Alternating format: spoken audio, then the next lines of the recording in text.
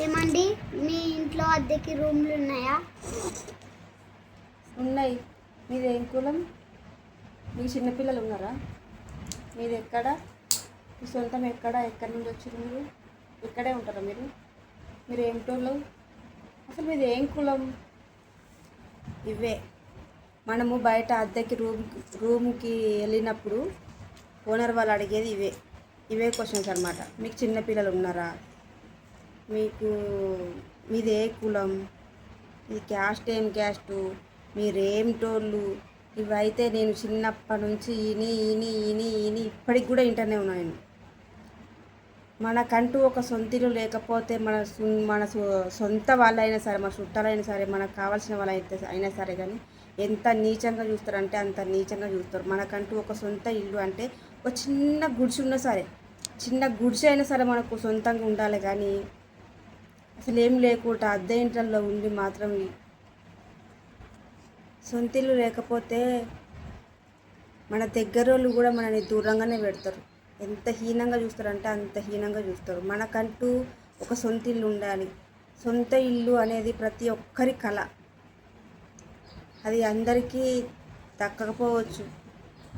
కొంతమంది ఉంటారు జీవితాంతం కష్టపడుతూనే ఉంటారు కానీ వాళ్ళకంటూ ఒక సొంత ఇల్లు ఉండదు. జీవితాంతం వాళ్ళు కష్టం చేస్తూనే ఉంటారు కానీ వాళ్ళ కళను నెరవేర్చుకోకుండానే పోతారనమాట. కాబట్టి ప్రతి ఒక్కరికి సొంత ఇల్లు మాత్రం ఉండాలి. ఆ అద్దె ఇండ్లల్లో ఉండే కష్టాలు మాత్రం అన్నీ చెప్పలేనన్ని. ఆ కష్టాలన్నీ మేము అనుభవించి ఉన్నాము. 7 ఇండ్లు మారిండొచ్చు మేమైతే. 7 అద్దె ఇండ్లు మారిండొచ్చు మేము. ఒక్కొక్కరింట్లో ఒకటి. ఒకరి దగ్గరికి మేము అద్దెకి వెళ్ళినప్పుడు అయితే, కిరాయికి అడగడానికి రూమ్కి వెళ్ళినప్పుడు అయితే, మీకు చిన్నపిల్లలు ఉన్నారా అని అడిగారు.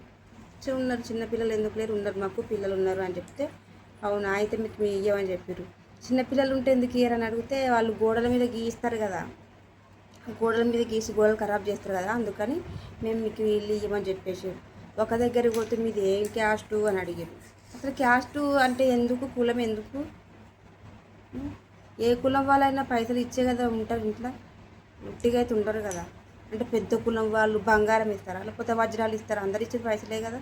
ఎందుకు కులంలో ఏముంటుంది? ముట్టుడు అవుతుంది అంటే ఏం ముట్టుడు అవుతుంది నాకైతే అర్థమే కాదు అసలుకి. ఇప్పటికి కూడా చూస్తున్నా నేను.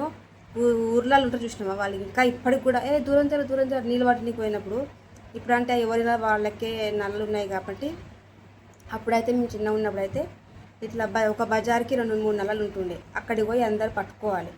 బిందెలు పట్టుకొని పోతుండే. అప్పుడు బిందెలు దాని కింద పెడితే దూరం జరుగురు ముట్టుడైతే అంటుడైతుంది, దరుగురి అని అంటుండే వేరే వాళ్ళని. అది ఏమంటుంది? వాళ్ళ మనుషులే మనం మనుషులే, వాళ్ళ బిందెలే మన బిందెలే. మన బిందెలు ఏముంటుంది అంతగానం? ఏమంటుంది వాళ్ళ బిందెలకు? సో వాళ్ళు చచ్చినా మనం తెచ్చినా పోయేది మాత్రం మటలకే కదా. ఎందుకంత మనుషులను ఇంత వేరు చూస్తారు? నాకు అసలు అర్థమే కాదు. నిజంగా నాకు అయితే అప్పుడు అనిపిస్తుండే, నరక బుద్ధి అవుతుంది అట్లా అన్నోళ్ళు. నిజంగా చెప్తున్నా. వాళ్ళ ఇంట్లో మనం అయితే ఎప్పటికీ ఎల్లకాలం ఇక జీవితాంతం వాళ్ళనే ఉన్నాం కదా. ఏదో 4 రోజులు మన బతుకుదెరువు కోసం వచ్చినప్పుడు ఒక 4 రోజులు ఉంటాము. మన పని అయిపోగానే వేరే ఇల్లు చూసుకుంటాము, లేకపోతే మన ఊరికి మనం పోతాం. అంతేగాని ఈ 4 రోజుల మందానికి మీది ఏ క్యాస్టు, ఏ కులము, ఎక్కడి నుంచి వచ్చారు, ఇక్కడే ఉంటారా, ఏ పిల్లలు ఉంటే కిరాయికి ఇయ్యరా? అంటే ఇలా ఇల్లు కోసం పిల్లల్ని ఇక ఏం చేయాలి మరి మన పిల్లల్ని? మరి మళ్ళీ ఏంటంటే, మేము ఒక ఇంట్లో ఉన్నప్పుడైతే 4 ఇండ్లకు కలిపి ఒక బాత్రూమ్ ఉంటుండే. దానికి మళ్ళీ కండిషన్లు ఏంటిది, కరెంటు బిల్లు ఎక్కువ వాడొద్దు, నీళ్ళు తక్కువ వాడాలి, పిల్లలు లొల్లి చేయొద్దు, పిల్లలు ఇంట్లో ఆడుకోవద్దంట. చిన్నపిల్లలు ఉన్నప్పుడు ఆడుకోకపోతే వాళ్ళు ఏం చేస్తారు? లొల్లి చేయకపోతే. వాళ్ళు ఇంట్లో లేరా పిల్లలు? వాళ్ళు కనరా పిల్లలు? పిల్లలు లొల్లి చేయలేదు చిన్న ఉన్నప్పుడు? లేకపోతే వాళ్ళు లొల్లి చేయకుండానే ఇక పుట్టంగానే ఇక పెద్దగా అయ్యారు అప్పటికే. మందిది ఒక రకంగా, వాళ్ళది ఒక రకంగా. పిల్లలు ఆడుకోకపోతే ఏం చేస్తారు? లొల్లి పెట్టకపోతే ఏం చేస్తారు చెప్పండి? మేకులు కొట్టొద్దు, మూలలు కొట్టొద్దు, గోడలకు మేకులు కొట్టొద్దంట, నీళ్ళు తక్కువ వాడాలంట, కరెంటు బిల్లు ఎక్కువ వస్తుందని. కరెంటు బిల్లు ఛార్జీ వేరే అయినా సరే కరెంటు బిల్లు ఎక్కువ వస్తుంది. మళ్ళీ ఇంటికి చుట్టాలు ఎక్కువ మంది రావద్దు. ఊకుకే రావద్దు, ఎక్కువ మంది వస్తే మళ్ళీ నీళ్ళు అయిపోతాయి కదా, ఆ బాధ అనమాట. ఎన్ని బాధలు పడ్డామో మేమైతే అన్ని బాధలు పడ్డాము ఈ అద్దె ఇంట్లో ఉండి. కానీ దేవుని దయ వల్ల మాకు ఇంత తొందరగా మా అంతలు మేము ఒక సొంత ఇల్లు కట్టుకున్నామంటే అదంతా దేవుడి దయనే. చిన్న గుడిసైనా మనకంటూ ఒక సొంత ఇల్లు ఉండాలి, చిన్నదైనా సరే, ఒక గుడిసైనా సరే.